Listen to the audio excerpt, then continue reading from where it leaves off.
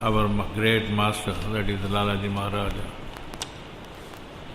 has boldly asserted that one can for sure attain liberation in this very life, nay, even in a part of it, provided one is really earnest about it and has the fortune of having a proper guide. There are a few points here that you should understand. We should be clear about our goal. There cannot be a better expression of this clarity than the prayer that Babuji has given to all of us. O Master, thou art the real goal of human life. So what is the goal? The goal is the Master. Master wants us all to be happy. And we can happy only when we are balanced. And the whole path of Satyapada Marg is meant for that, achieving that balance in our life. Master, when we think about him, what are the ideas that come to us? We don't imagine a form of 4 hands or a million heads and million legs. We don't imagine any such version of expression of the divine, which for all that I know may be true in the case of the people who are given such a description. But that is not what we are asked to meditate upon. And the goal of Master is to see that all of us are oriented towards the Master. What is our goal then? Our goal is to be in his consciousness all the time and think about his great qualities of compassion. You see the compassion of the person who is behind all this, Lalaji Maharaj. The transmissions coming from him is such a soothing affair that it does not distinguish between you and me, a progressed one and a not progressed one, or a beginner. All feel the presence of the divine in their heart, and it grants them peace. This equality is the most important aspect of the nature of Master. Master never distinguishes. Jnana, Virya, Bala, Tejas, some of these things are considered the qualities of God. But what is the quality of our Master then? Apart from this compassion about which a few words I spoke earlier,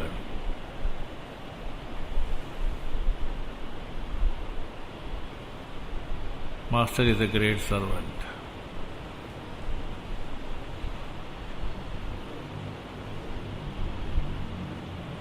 When I say this, you may be wondering how a master can be a servant. And being a perfect servant is the only way to be a master.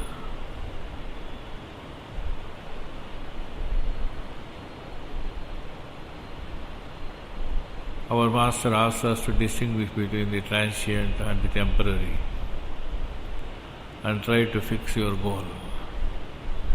As one can attain liberation in this very life. Liberation from what? Liberation from our wishes, our desires. We are yet but slaves of wishes. We have got to liberate ourselves from that.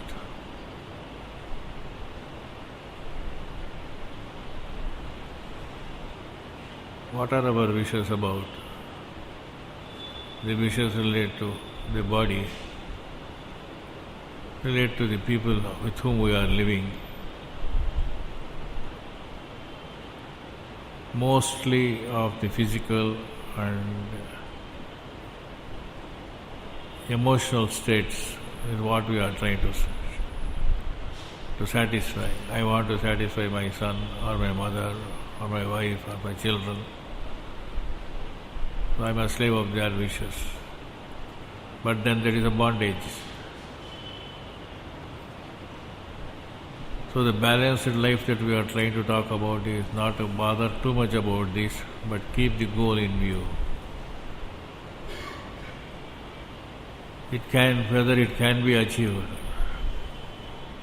Master says, yes, you can in this very life do that. The sannyasis, the wise men, have always said it is impossible in one life. And they wanted several lives of installments, of paying back the debt, as they called it.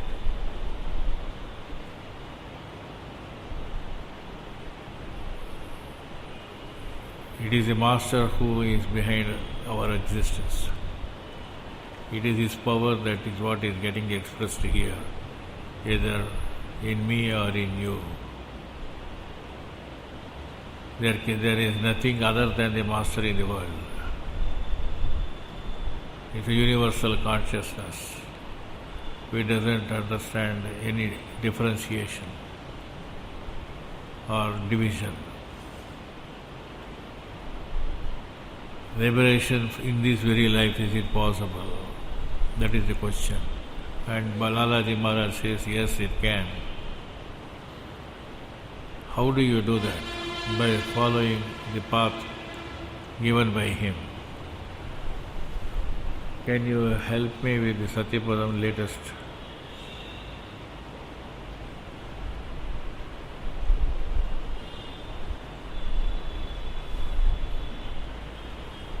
In the Satyapadam, we give in the last page a version of Lalaji Maharaj's method. Actually, I wanted to read that. So spare with me for a few seconds.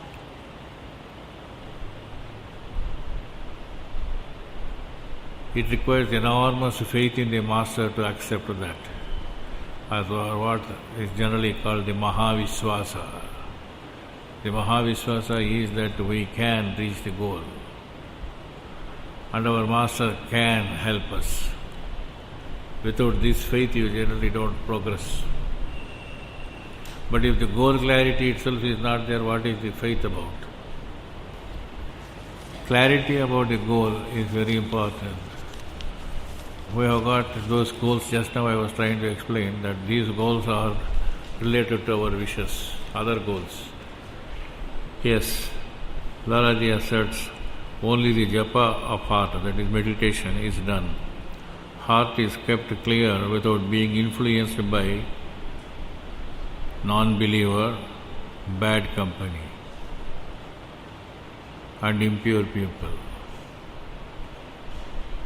You have got to avoid these people.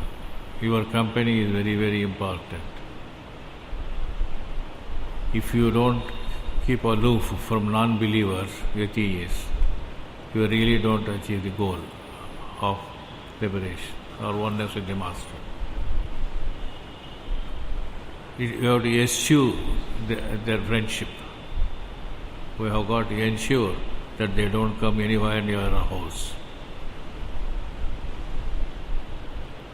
Then what is the universal brotherhood that you are talking about, sir? One is an ideal. To reach that ideal, first you have got to put up this effort.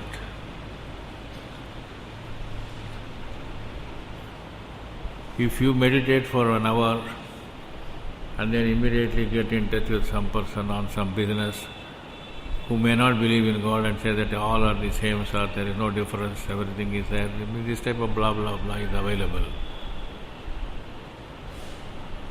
I am not particularly criticizing any person, but non-believers, as Babuji or Lalaji says, non-believers in the goal, non-believers in the Master, non-believers in the path, you have got to keep away from them. Bad company.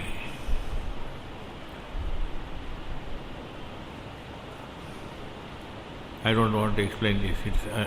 I think that's the only company we have got. We are helplessly presented with them. And impure people. That is people who entertain impious thoughts. I am not talking about religion. I am talking about impiety, morality. No, sir, it is his purely personal affair. Why should we bother about that? Let us meditate and let him meditate or meditate or not meditate. What do we care?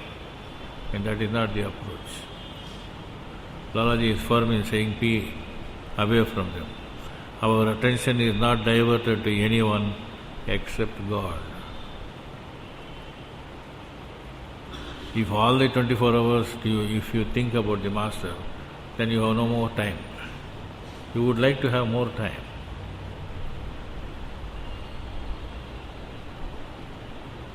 "24 hours are not enough to think about God, who is the creator of time.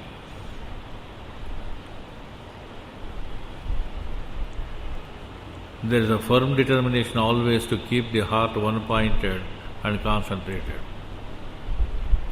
Devotion and love to be developed towards truth and the Master. One completely effaces oneself and gets merged in him, and one loses one's identity in this action. This is the shortest and surest way to reach the real goal." So the real goal of human life would include all these thoughts. We find circumstances in life which are challenging, and many times we find ourselves forced to feel our desperateness. Under these circumstances, we try to run from one post to another, one pillar to another, trying to find succor. Do not commit that mistake. Your pillar is always the Master. You must have the confidence that the Master will do justice. Rakshati iti Mahavishwasa. That is, Master will save me under all circumstances. Stress the fact that it is all circumstances. Master will help me in my meditations. Surely he will. That is only a partial truth. In my life that I lead, it is the Master who is the protector. This is the great faith that you should have on the Master. And the same faith you should have on the system. You can't be reading all sorts of stuff and then entertaining those thoughts and confusing that to be similar to or equal to that of this path. There is nothing wrong in reading other paths. You have got your intellect, therefore you have got to scratch it now and then. It is itching one. Okay, do that. But know that there are no parallels to this. This is a new system. This is a new darshana.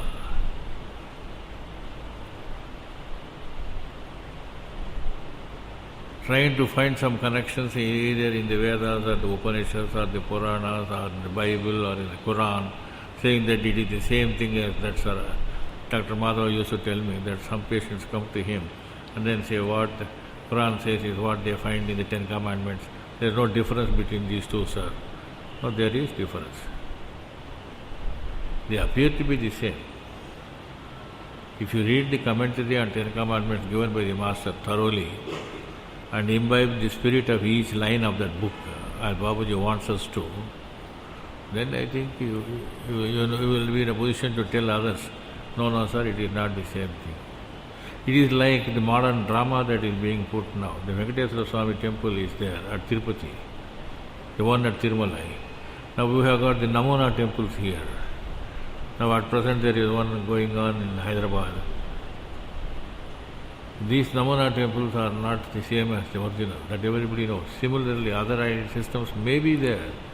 They may be similar. They may perhaps be much more true than truth. There are some people who believe that they are more true than truth itself. What shall we do with them? It is said in an argument with a saint who was posed with the question of the Nyaya, that is, Nyaya is a system or a doctrine or a darshana where they try to use the logic to know the truth. We don't require a Wittgenstein to come and tell that. We know all that. But then somebody was asked, that Nyaya fellow is saying like this, what do you say? The point and discussion was, the ultimate is like the Pashana. Pashana Tulyavat is what that Nyaya fellow has said. This fellow got angry. And they said, no, it is not that. He is absolutely Ananda. He is not a stone. Sachidananda is the truth and not this Pashana. The argument went on, and finally the Vedantin was losing the game. And when his disciple asked him, what is it that we can do? No, this fellow will be born as a jackal in the next life. Right? People who try to argue will find themselves in the position of a jackal. Try to throw mud on your face. Do you know what jackals do? They kick mud onto our eyes and then run away. And that's what every logician does. When confronted with the problem of truth, the best thing is to throw mud on the other and then go away.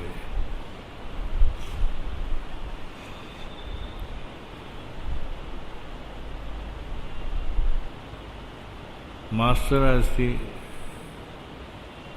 protector under all circumstances is a thought that we have got to maintain. Instead, before that I'll tell this anecdote which Babuji himself has quoted. Kashiram was involved, unfortunately, or was implicated, let us say, in a murder case. Kashiram is a close disciple of Babuji. And this happened when he was at Shahjahanpur. At Tinsukia the murder has happened, and somehow the police people implicated him,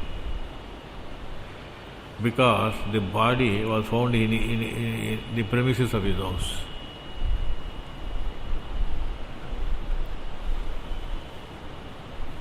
He was summoned, naturally, the moment the accused comes, he is summoned. And he went to the court, saying that master will protect, and then he was standing. He said that I am not guilty, and that's all what he said. And it seems the magistrate, on seeing him, said that this fellow could not have committed this murder, so he is exonerated, let him go. He was left unscathed. This is what Babuji writes. And if, in the context of faith, the amount of faith he must have had, instead of running from one lawyer to another lawyer, accepting the truth and then placing it before the concerned authority with absolute faith in God or in the master, he succeeded in his case. This is not my anecdote, this is the anecdote of Babuji. In his writings you can see.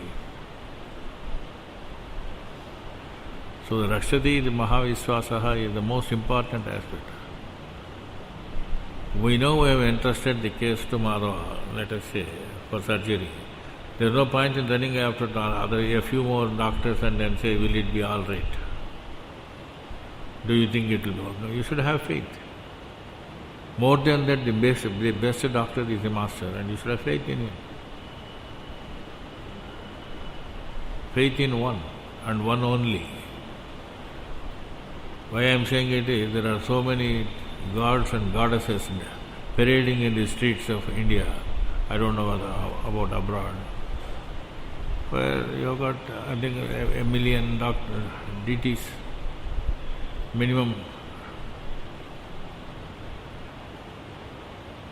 That's an interesting question that comes to me often, whether they should do a ritual that is prescribed according to them, what they call a tradition. When we say this is a new darshana, and they say this is all the past, we are trying to brush it aside and then stick to only one goal. No, why not why only Kechi Narayana, sir, we will think about Satyanarayana also. That is no good.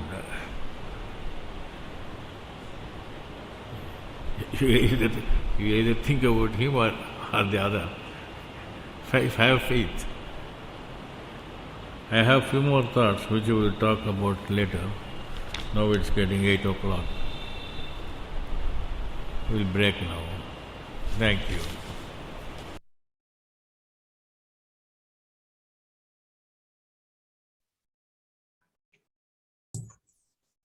So what is the carry home points of this message? Anybody can recollect the salient points. Because by recollecting, we'll consolidate that understanding. Yes, good morning all. Happy Basant to all. Pranam, sir. Namaste Shakti. Thank you very much. Greetings to you on this Basant Panchami. Same to you, sir. Same to you, all my brothers and sisters. Thanks. So, for few key message and takeaways that we can have from this is basically he has categorically said that this is a new darshana. It does not need any proofs from any other system to validate what master has said, what claims have been put. Yeah. It has to be treated as a new darshana. There is no need for us to compare this with the old or the existing proofs that we have when it comes to spirituality. Yes, The second thing that he categorically said was that we have to have a term that he used, which is Mahavishwasa. Yeah. Mahavishwasa is essential for each and every abhyasi to basically, he quotes antidotes. He is trying to get this into our subconscious, even that we have to have firm faith that in this universe, it is only Babuji that exists. It's master that exists. And we have to live our lives based on the 10 commandments and based on the system that he has given. Yeah. Good. What else? It's important because if we try to recollect and remember, that is what is meant by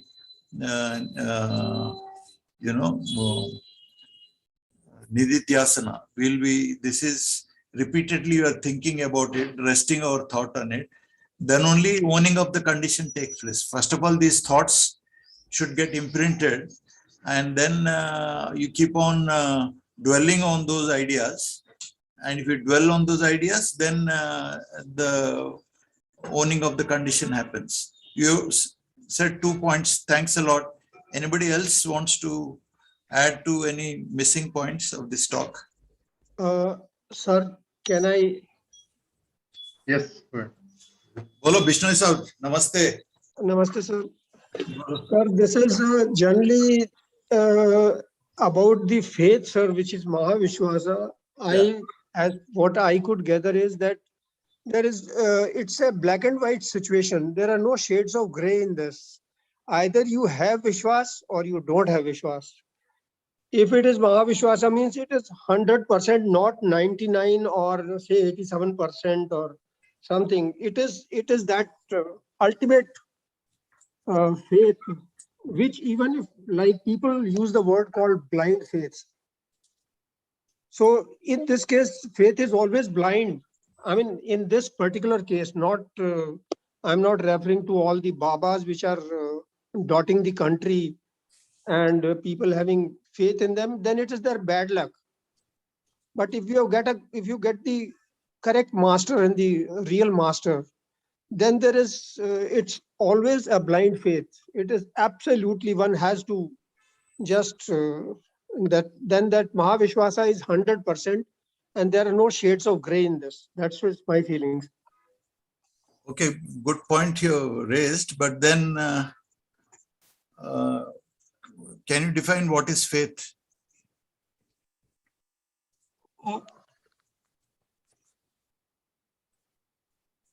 Faith is, sir, like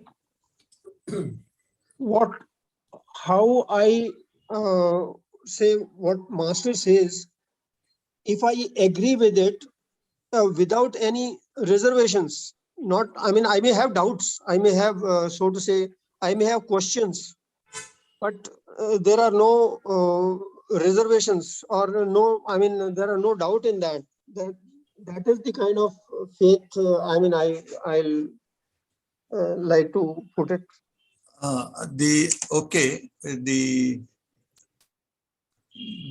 Babuji gives an example in that method of training, showers of divine grace, which is also a speech recorded. We didn't play it because the recording was not so good, in which he describes faith as describes like a child is there. If a tiger tries to attack the child runs to the lap of the mother.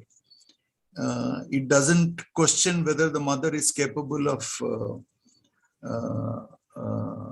protecting the child from the attack of the tiger. If she questions that, she knows that the tiger is too powerful, it cannot, it will easily kill the mother, so it will run to a tree, it will not run to the mother. So faith is a state of mind where,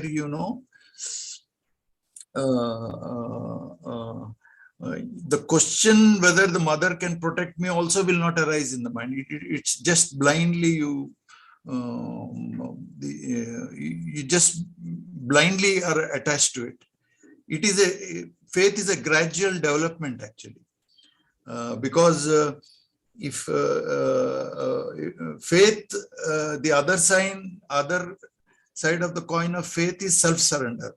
So as the self-surrender goes through various stages actually, and as it moves through different stages, final stages, it turns into faith actually. And then your will becomes indomitable. Then the vision of God becomes very clear to you, and then you feel that is absolutely real actually. But majority of the people, what happens, the world in which we are living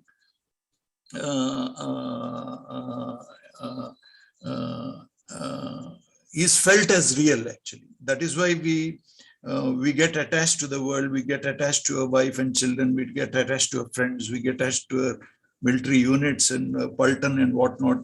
All this because we feel they're real.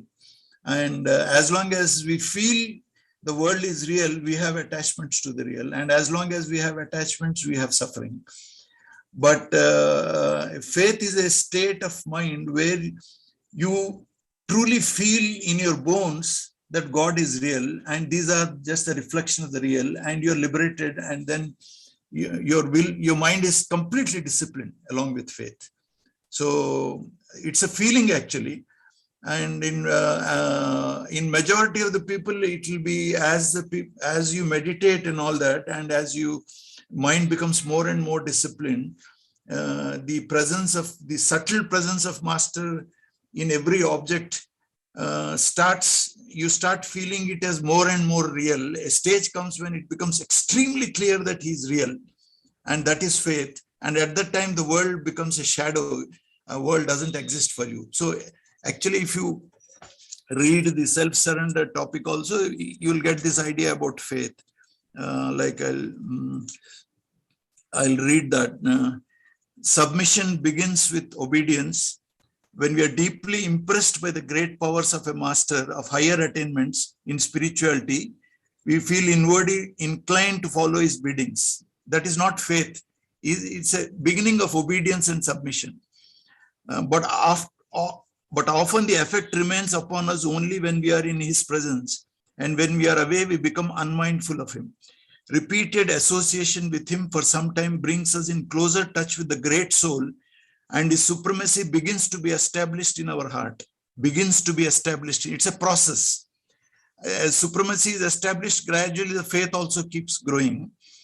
We accept him as our guide in all matters pertaining to our spiritual advancement. This is also not faith. It is a beginning of the development of faith.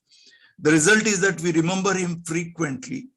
When we are perfectly convinced of his superior capabilities, only then our submission in true sense begins. We go on with it and practice as we are directed. We think of pleasing him by our actions. The idea of right or wrong too begins to assume prominence in our heart, and we feel inclined to refrain from evil. We consequently adopt a line of virtue so that we might be able to please our great master. Still, it is not faith. It is our primary motive, for we wish to be saved from the miseries of the next life. But so far we reserve ourselves the right of discretion and are therefore responsible for all our actions, whether good or bad. At a higher stage of self-surrender, such a discretionary power becomes almost extinct. This is the faith. When discretionary power becomes extinct, this is the faith. And a man does everything thinking it to be the master's will. So that's it. Faith is a developmental process where as the surrender, as you yield more and more, and a stage of surrender also, he says at higher stages of self-surrender, he's using the word higher stages of self-surrender. So you must understand, so there are stages in this self-surrender. And the highest stage, it turns into faith, where your discretionary power goes away totally. The question of right or wrong does not at all arise in his mind, or it becomes absolutely certain that by following his master's will, he is doing the only right thing, and he does nothing but the right, feeling it to be his master's will. Because if you say that you are having faith, the world does not exist for you. You will see, you will be in the condition like that Kabir who has sang that song, Tu Ka Tu. He sees God everywhere.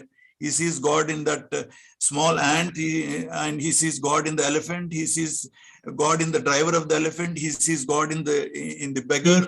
He sees God in the person who is putting arms into the beggar. He sees God in the thief. He sees God in the policeman who is trying to catch the thief. Everywhere you'll see.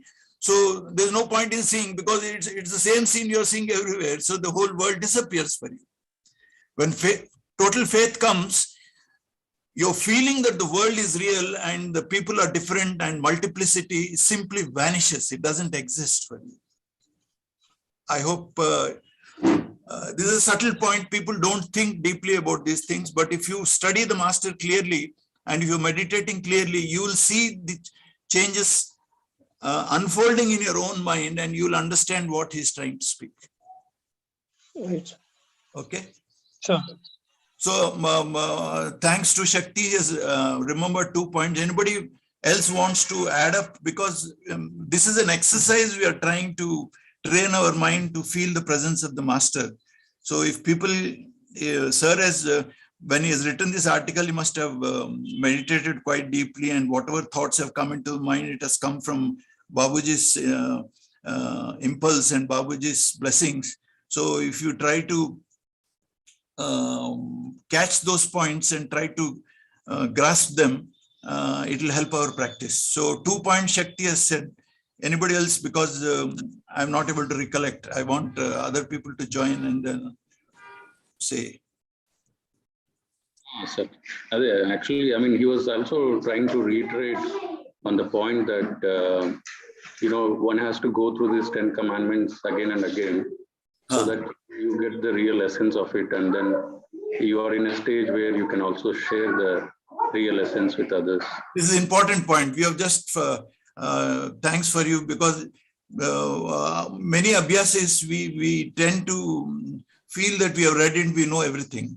But as sir has said, we have to, every sentence we have to read again and again, and then try to assimilate. And because finally your faith will be established, or your surrender will be complete, or you have realized your goal only when you can live 10 commandments, not talk about it or think about it. Most of us talk about it. We have a calendar in our home where we display 10 commandments, but then living 10 commandments is the problem. Your mind is not, mind rebels against it because it is indisciplined. It is a scatterbrain in majority of the places. So unless it is disciplined, it will not be able to live 10 commandments.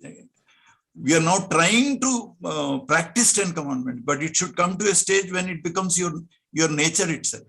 So that is possible only when you understand those commandments deep in your bones, actually. Then only you can live like that. So unless you contemplate and try to assimilate those thoughts, how can you live 10 commandments? So you have to read repeatedly again and again, again and again. Thanks, Raghavan. Anybody else? 3 points have come out of this talk. Anybody? Sir, he even refers that one should keep away from the bad company. Brilliant point. This is very important because people have have a feeling that my master is there, my master is a supreme personality, is all powerful, he'll protect me from all negative influences, so I can go with freedom to any atmosphere, and then because he's protecting me, that idea is entertained by several people. I also entertained that idea for quite a long time, but then in the beginning stage, that happens only when you're a realized person, when you're liberated, when your mind is totally under your control. I mean, you become a master of your mind. When you use the word master, master is simply anybody can be a master in whom the mind is under your control. That means Babuji has given a definition. When you're saying regulation of the mind or mastery of the mind, means you tell your mind that next 1 hour you'll think like that, means it will only think. And suppose you go into a party and then you tell your mind during this party also you will not lose the feeling of the presence of the master, means throughout that party the mind will only be feeling the presence of master. So if that stage has come, then you can live in any environment you like. But most of us are not in that state unless you have a illusion or you have a hallucination that you are realized. It is we know our reality, that we are very powerfully influenced by surrounding people's thinking, and the atmosphere affects us. So in that situation, he has specifically he has printed a small booklet in which these 6 points of Lalaji were written in that place. Anybody can pull up that and read about it. And there he says you should not mix with people who do not have faith in God or like that. That is a very important point. Till you achieve a kind of a mastery of your mind, you should be careful to avoid, that is also called Pratikulya Savarjanam. You should try to avoid company or situations where you will be led away from the remembrance of the master. I think a brilliant point which you brought it out. Anything else? Now we've got 4 points from this talk. Raghavan Chapta Malli, we just want to repeat, it's just like a class we are attending. Shakti has told 2 points, you have told 1/3 point. Sister Mahalakshmi has told the 4th point. That's good. If you recollect them, we will, that thought will be running in the mind. Those networks will become stronger and stronger, and then we'll become better in the whole thing.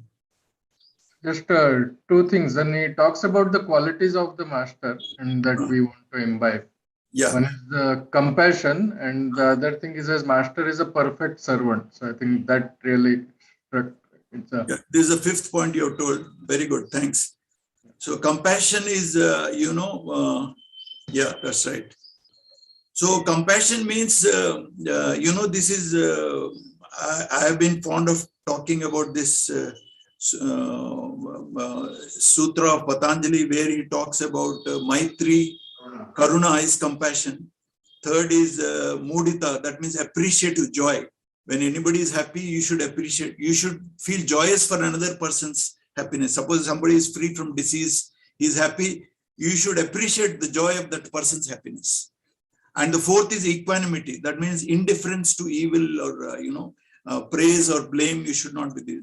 So these qualities have to be cultivated whenever you're going into the world. If you cultivate, then you have what is called Chitta Prasadanam. The Chitta is your consciousness. Prasadanam is a state of mind of tranquility.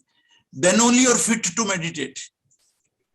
Suppose some of your friends are suffering from pain due to physical or psychological pain, and then you do not have empathy for them, and you do not pray that they should be free from their sufferings. That means you don't have compassion. If you don't have compassion, your mind will not be peaceful, and if your mind is not peaceful, you'll not be able to meditate successfully. They're all interrelated. So you should have a general wish that people should be free from suffering. And if you can help them by giving treatment or what, at least you can pray to them that they can be free from their suffering. So that you should always wish that people should be free from suffering. So that is possible when you can feel him, when you're so much, immersed in your own problems and your own greatness or your own problems, and you keep on talking about yourself. How can you have empathy and then have compassion for others? So this is a basic attitude required for a person to practice meditation on, because you're now trying to merge in God. When you're trying to merge in master, you want to acquire his qualities in your mind. So you have to cultivate this quality of compassion. Then you're trying to copy. Then your mind will be coming to an appropriate, subtle and then softened state of where it is possible for that mind to get absorbed in the presence of the master. So it's very, very important actually. So आपने 2 point बोला और कुछ? So now we have got 5 points. I want that people should recollect all these things which have been told. Abhi jo Shakti bola, so Raghavan bola, so aap bole, so the sister, which these are all points which will, because it's a serious pursuit, we are trying to study the master and then practice meditation with the idea of regulating our mind. We are serious about our goals. And when we say we are serious about the goals, then we should try to grasp points which will help us in succeeding our goal. That he's talking about master being a servant, perfect servant. It also implicates to us that the kind of attitude we also need to develop as we grow up. No. You see, that is the problem of guru, because once you start meditating, your mind becomes very calm, and then you feel that you should start teaching. You feel that you're superior to other persons who are not experienced that calm. So you feel that you're a guru of a kind. Actually, everybody feels that. Most abhyasis who practice meditation have these conditions, which are very, very common. So he deals with this issue very strongly in the chapter called Guru. Let me read. Hello?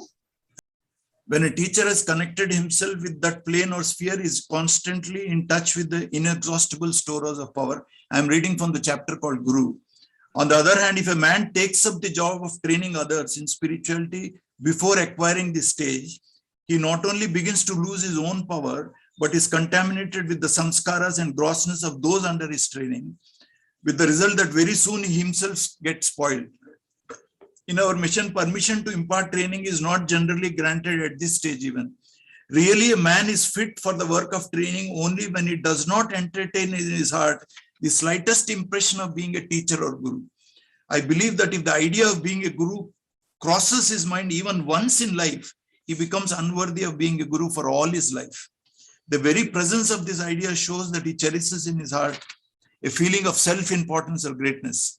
The consciousness of being a master, if maintained, soon develops into pride, the crudest form of ahankar, and consequently into its resultant defects, which are the worst drawbacks in a guru.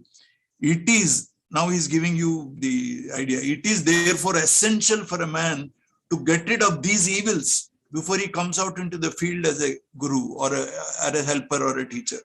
God is the real guru or master, and we get light from him alone. But as it is extremely difficult for a man of ordinary talents to draw inspiration from God direct, we seek the help of one of our fellow beings who has established his connection with the Almighty. It is thus quite evident that if a man comes out as a guru or master, he has usurped the position really due to God, and as such it is nothing but mere blasphemy. He must therefore treat himself as the humblest servant of God, serving humanity in the name of the great master. There will thus be no room for ahankar and for its resultant evils, which are unfortunately too common nowadays. It is very common for people to become gurus, and then, unfortunately too common. Reality is totally absent where these evils prevail. A guru or teacher must therefore banish from his heart even the slightest feeling of greatness and superiority, and consider himself as the humblest associate or a servant of humanity. My master of revered memory was an example. So yes, that is a point which we should keep it in our mind, because each spiritual progress also breeds a feeling that you are better accomplished than the other person. So automatically this feeling also comes along. Unless you're alert and unless you have a guide who can point out that mistake, you can easily, because that's a very enjoyable feeling, it's a very seductive feeling. and it's the power of that feeling is extraordinarily powerful. So you enjoy falling into the trap. So only God can help. Anyway, anything else? I want to add one small point. Bolo. So we should try to be as far as possible, as harmless as possible to our fellow beings, to the society, if not to the all creatures of the His. Why do you think God is not present in all creatures? No. All creatures of the His. That is true. That is what is ahimsa, no? Suppose when we are saying the divine light is present in our heart and our mind is connected to that, God is present in all human beings and all living species. So automatically, suppose, and if you feel connected to God, and why would I cut my hand? It causes me pain, no?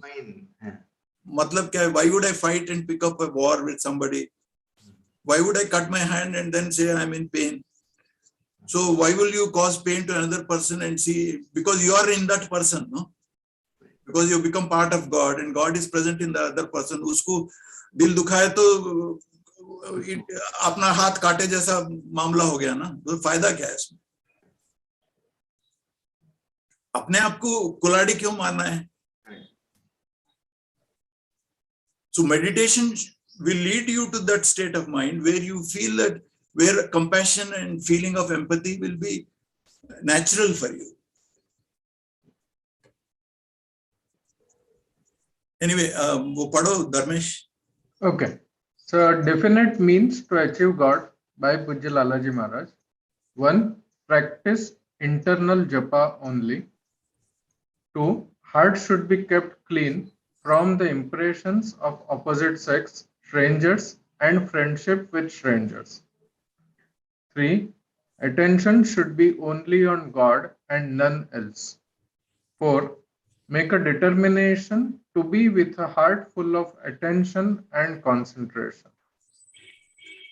5th, acquire attachment, love, and intimacy with Sat and God. 6. Erase yourself entirely, merge in it, I capital.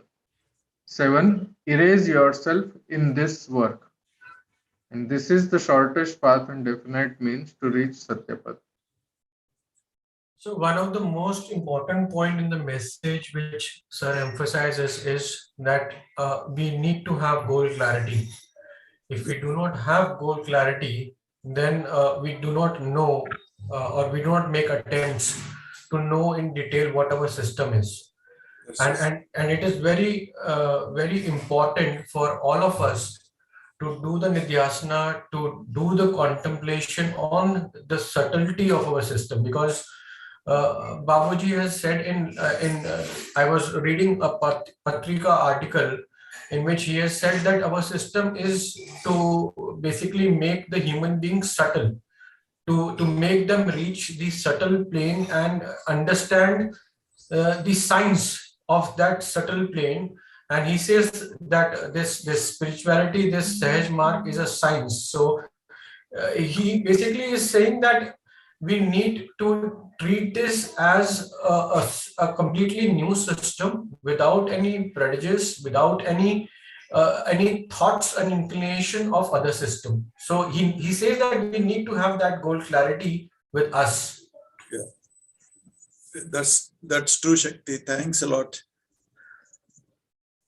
I think with this now, fairly some important points of Sir's talk we have been able to grasp now.